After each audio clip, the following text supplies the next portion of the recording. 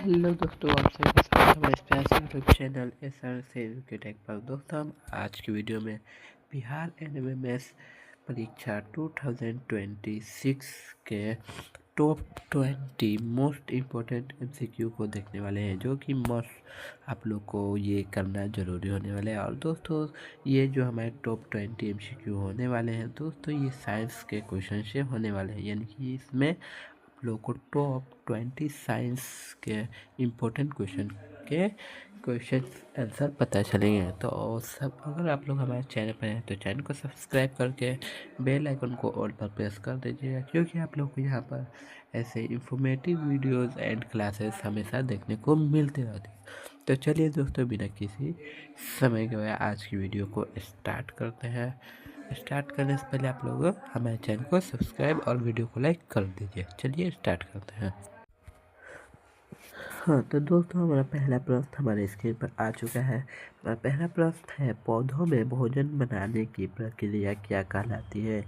यदि पौधे अपने जो भोजन बनाते हैं तो वह जो बनाते हैं वो प्रक्रिया क्या कहलाती है? ए में दिया है श्वसन, बी में प्रकाश संश्लेषण, सी में वाष्पोत्सर्जन एंड डी में अंकुरन। तो दोस्तों, हमारा इसका जो राइट आंसर हो जाएगा वो हो जाएगा ऑप्शन नंबर बी, प्रकाश संश्लेषण। यानी पौधे में भोजन बनाने की प्रक्रिया प्रकाश संश्लेषण कहलाती है। इसमें क्या करते हैं पौधे?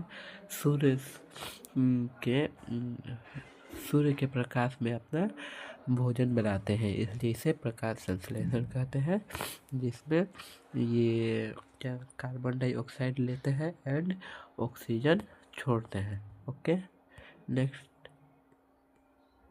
नेक्स्ट हमारे पास क्या है? सेकंड नंबर क्वेश्चन, मानव हृदय में कितने कक्ष होते हैं?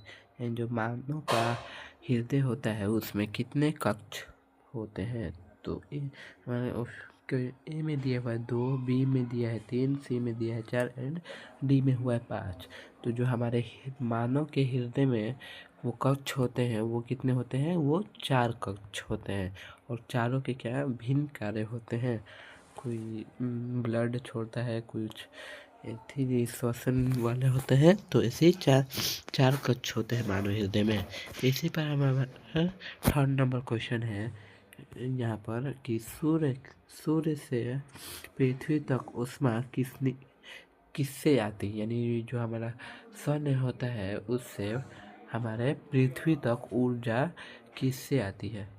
किसके सहायता से हमारा ऊर्जा आती है? तो ए में दिया है चालन, बी में दिया है संवहन, सी में दिया है विकिरण एंड डी में दिया हुआ है परावर्तन। तो दोस्तों, इसका जो राइट आंसर हो जाएगा वो हो जाएगा ऑप्शन नंबर सी, विकिरण। विकिरण के कारण हमारे सूर्य से पृथ्वी तक ऊष्मा आती है। ओके, इसी पर हम अपने नेक्स्ट क्वेश्चन नंबर 4 की तरफ चलते हैं।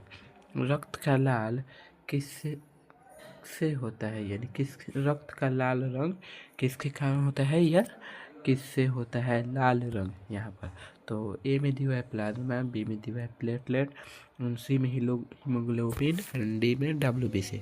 तो दोस्तों, हमारा क्वेश्चन नंबर 4 का जो राइट आंसर हो जाएगा वो हो जाएगा ऑप्शन नंबर सी, हीमोग्लोबिन के कारण रक्त का रंग लाल होता है। अगर कोई आपके एग्जाम में आएगा कि रक्त का कलर रंग लाल किसके कारण होता है, तो हीमोग्लोबिन के कारण। नेक्स्ट हमारे पास यहाँ पर है 5 नंबर का क्वेश्चन। इसमें दिया है पौधे में जल का परिवहन किससे होता है? यानी पौधों में जल का परिवहन किससे होता है? तो दोस्तों, इसका जो राइट आंसर यहाँ पर ए में दिया हुआ है फ्लोएम, बी में जाइलम, सी में स्टोमेटा एंड डी में जड़। तो दोस्तों, इसका जो राइट आंसर हो जाएगा वो हो जाएगा ऑप्शन नंबर बी, जाइलम के सहायता से पौधों में जल का परिवहन होता है। ऐसे जैसे ये पौधे का ऊपरी भाग हो गया इधर, एंड यहाँ पर ऐसे छोटे छोटे जो बने होते हैं यही जाइलम होते हैं। ठीक है, तो यहाँ से ये क्या करते हैं, जाइलम जल को उठाकर यहाँ से पूरा पौधे में इस तरह फैला देते हैं। ठीक है, नेक्स्ट हमारे पास अगला क्वेश्चन नंबर 6 है। ध्वनि की इकाई क्या है? ध्वनि की metre, hertz, decibel and joule. तो दोस्तों जैसा कि आप लोगों को पता है कि ध्वनि को हम लोग किस में नापते हैं? डेसिबल में। तो ध्वनि का जो इकाई हो जाएगा वो ऑप्शन नंबर सी यानी कि डेसिबल बिल्कुल राइट हो जाएगा। ओके, क्लियर है। नेक्स्ट इसी पर हम अपने क्वेश्चन नंबर 7 की ओर चलते हैं। हमारा क्वेश्चन नंबर 7 में क्या कह रहा है? पृथ्वी पृथ्वी का अपने अक्ष पर घूमना कहलाता है। यानी पृथ्वी जो अपने ऐसे अक्ष पर पृथ्वी ऐसे घूमती है तो उसको क्या कहते हैं? जो पृथ्वी का अपने अक्ष पर घूमना क्या कहलाता है? परिक्रमण, घूर्णन, कंपन या दोलन। तो देखिए दोस्तों, जो इसका राइट आंसर हो जाएगा वो हो जाएगा बी। ऑप्शन नंबर बी बिल्कुल राइट हो जाएगा, घूर्णन। तो जो पृथ्वी अपने कक्ष पर जो घूमती है तो उसे घूर्णन कहते हैं। ओके, क्लियर है। नेक्स्ट हम अपने क्वेश्चन नंबर 8 की तरफ चलते हैं। तो दोस्तों हम लोग के पास हमारा जो नेक्स्ट आ गया है क्वेश्चन नंबर 8। ये क्या है? सबसे कठोर प्राकृतिक पदार्थ कौन सा है? यहाँ पर दिया हुआ है सबसे कठोर प्राकृतिक पदार्थ। कठोर यानी कि सबसे हार्ड प्राकृतिक पदार्थ कौन सा है? तो ऑप्शन ए लोहा, बी हीरा, सी तांबा एंड डी सोना। तो हमारा जो सबसे कठोर और प्राकृतिक पदार्थ है वो है हीरा। यानी ऑप्शन नंबर बी बिल्कुल राइट हो जाए क्वेश्चन नंबर 8 का। यानी हीरा जो है बहुत ही ज़्यादा कठोर होता है, इसलिए इसका ऑप्शन नंबर बी बिल्कुल राइट हो जाए। इसी पर हम लोग का क्वेश्चन नंबर 9। पौधों की कोशिका में कौन सा भाग नहीं होता है? यानी पौधों की कोशिका में कौन सा भाग नहीं होता है? कोशिका भित्ति, क्लोरोप्लास्ट, माइटोकॉन्ड्रिया एंड सेंट्रियोल। तो देखिए दोस्तों, इसका जो राइट आंसर हो जाएगा वो हो जाएगा ऑप्शन नंबर डी बिल्कुल राइट हो जाएगा। 1 मिनट। हाँ, सेंट्रियोल। पौधों के कोशिका में सेंट्रियोल नहीं होता है। नेक्स्ट हम लोग के पास हमारा क्वेश्चन नंबर 10 आ चुका है। क्वेश्चन नंबर 10 वो क्या कह रहा है?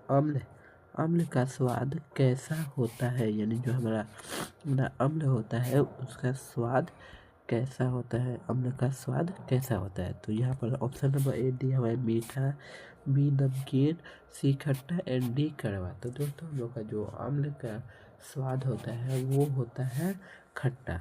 अम्ल आप लोग को खट्टा लगता है। ओके, इसी पर हम नेक्स्ट क्वेश्चन में चलते हैं, जो कि हमारा क्वेश्चन नंबर क्या हो जाएगा? 11 हो जाएगा। यहाँ पर दिया हुआ है जल का रासायनिक सूत्र क्या है? यहाँ पर H2O and BCO2 and O2 and H2। तो देखिए दोस्तों, इसका जो हमारा राइट आंसर हो जाएगा वो हो जाएगा H2O। ये सब लोग को पता होना चाहिए। जल का रासायनिक सूत्र क्या होता है? H2O। हाइड्रोजन एंड ऑक्सीजन को जब आप करिएगा तो हम लोग को जल प्राप्त होगा। ओके, ठीक है। दो हाइड्रोजन एंड एक ऑक्सीजन मिलाइएगा तो जल बन जाएगा। चलिए दोस्तों, हम अपने नेक्स्ट क्वेश्चन नंबर यानी 12 देख लेते हैं। क्वेश्चन नंबर 12, पौधों में श्वसन कब होता है? पौधों में श्वसन कब होता है? दिन में, रात में, दिन रात दोनों या कभी नहीं? तो देखिए दोस्तों, इसका जो हमारा राइट आंसर हो जाएगा वो हो जाएगा ऑप्शन नंबर सी, दिन रात दोनों। क्योंकि आप लोगों को जैसे पता है कि पौधे क्या है? सजीव चीज़ है। तो अगर कोई भी सजीव चीज़ है तो उसमें अगर श्वसन नहीं होगा तो उसकी वृद्धि नहीं होगी। तो दिन रात दोनों में इसका श्वसन होता है, इसलिए जो क्वेश्चन नंबर 12 का उसका सी बिल्कुल राइट हो जाए। चलिए अपना क्वेश्चन नंबर 13 देख लेते हैं। इसमें क्या है? मनुष्य के दांत कितने प्रकार के होते हैं? यानी मनुष्य के जो दांत होते हैं वो कितने प्रकार के होते हैं? तो इसमें दिया हुआ है 2, 3, बी में एंड सी में 4 एंड डी में 5। तो देखिए दोस्तों, हम लोग के जो मनुष्य के दांत होते हैं वो 4 प्रकार के होते हैं। ओके, क्लियर है। नेक्स्ट हम लोग के पास हमारा आ गया है क्वेश्चन नंबर 14। बल का एसआई मात्रक क्या है, यानी जो हमारा बल है, बल का एसआई मात्रक क्या है। तो जैसा कि आप लोग को पता है कि बल का एसआई मात्रक न्यूटन है, तो इसलिए 14 का ऑप्शन नंबर बी बिल्कुल राइट हो जाए। इसी पर हम अपने क्वेश्चन नंबर 15 की तरफ चलते हैं। क्वेश्चन नंबर 15, प्रकाश का वेग अधिकतम कहाँ होता है, यानी प्रकाश का वेग अधिकतम कहाँ होता है। ऑप्शन नंबर ए जल में, बी वायु में, सी कांच में, या निर्वात में। तो हमारा क्वेश्चन नंबर 15 का ऑप्शन नंबर डी बिल्कुल राइट हो जाएगा, निर्वात में। प्रकाश का वेग अधिकतम निर्वात में होता है। चलिए अब हम अपने नेक्स्ट क्वेश्चन नंबर 16 की तरफ चलते हैं। पौधे का हरा रंग किससे होता है, हीमोग्लोबिन से, क्लोरोफिल से, प्रोटीन से, या जाइलम से। तो पौधे का जो हरा रंग होता है वो होता है क्लोरोफिल, यानी कि ऑप्शन नंबर बी बिल्कुल राइट हो जाएगा। बी से होता है, यानी कि क्लोरोफिल से होती है। इसी पर हम अपने क्वेश्चन नंबर 17 की तरफ चलते हैं। हमारे क्वेश्चन नंबर 17 में है, मानव शरीर का सबसे बड़ा अंग कौन सा है। सबसे बड़ा अंग कौन सा है, यानी कि मानव के शरीर में सबसे बड़ा कौन सा अंग है। तो यहाँ पर दिया हुआ है ऑप्शन ए हृदय, बी यकृत, सी त्वचा, एंड डी फेफड़ा। तो देखिए दोस्तों, इसका जो राइट आंसर हो जाएगा वो हो जाएगा ऑप्शन नंबर सी त्वचा। मानव शरीर का सबसे बड़ा अंग त्वचा है, इससे बड़ा कोई भी नहीं है। इसी पर हम अपने क्वेश्चन नंबर 18 की तरफ चलते हैं। क्वेश्चन नंबर 18, यहाँ पर क्या दिया हुआ है, ताप का एसआई मात्रक क्या है। ताप का एसआई मात्रक आप लोग को बताना है। A degree, B Celsius, C Kelvin, and D Fahrenheit. तो देखिए दोस्तों, इसका जो बिल्कुल राइट आंसर हो जाएगा वो हो जाएगा ऑप्शन नंबर बी बिल्कुल राइट हो जाएगा, सेल्सियस। ताप को कैसे नापा जाता है, सेल्सियस में नापा जाता है। ओके, तो इसी पर हम अपने क्वेश्चन सेकंड लास्ट क्वेश्चन यानी क्वेश्चन नंबर 19 की तरफ चलते हैं। आँख के लिए आवश्यक विटामिन होते हैं, कौन सा है, vitamin A, vitamin B, vitamin C, and या विटामिन डी। तो देखिए दोस्तों, इसका जो बिल्कुल राइट आंसर हो जाएगा वो हो जाएगा ऑप्शन नंबर, बस यहाँ पर 1 मिनट, 1 मिनट दोस्तों। हमारा जो क्वेश्चन नंबर 18 था इसका थोड़ा सा हम लोग का आंसर गलत है, सेल्सियस नहीं होगा, ऑप्शन नंबर सी हो जाएगा इसका आंसर। केल्विन में नापा जाता है। ताप का ऐसा ही मतलब क्या है, केल्विन है, सेल्सियस नहीं है। सॉरी, वही एक मिस्टेक हो गया, वही तब का है कि सेल्सियस नहीं होगा। चलिए ठीक है, कोई बात नहीं। तो नेक्स्ट हमारा क्या है, आँख के लिए आवश्यक विटामिन है। तो आँख के लिए जो हमारा आवश्यक विटामिन है वो है विटामिन ए। तो इसका ए बिल्कुल राइट हो जाएगा। तो क्वेश्चन नंबर 20 में क्या दिया हुआ है, यहाँ पर क्वेश्चन नंबर 20 में प्रकाश के परावर्तन का नियम किसने दिया है, यानी कि हमारा क्वेश्चन नंबर लास्ट यानी कि 20 में क्या दिया हुआ है, जो प्रकाश का परावर्तन होता है तो उसका जो नियम होता है वो किसने दिया था। तो ऑप्शन ए में दिया न्यूटन, बी में आइंस्टाइन, सी में केपलर, एंड डी में स्नेल। तो देखिए दोस्तों, यहाँ पर जो हमारा राइट आंसर हो जाएगा, इनमें से कोई नहीं होगा, क्योंकि इनमें से किसी ने नहीं दिया था। प्रकाश के परावर्तन का नियम यूक्लिड ने दिया था। किसने दिया था, यूक्लिड ने। तो इसमें आप लोग के आंसर में ये दिया ही नहीं है।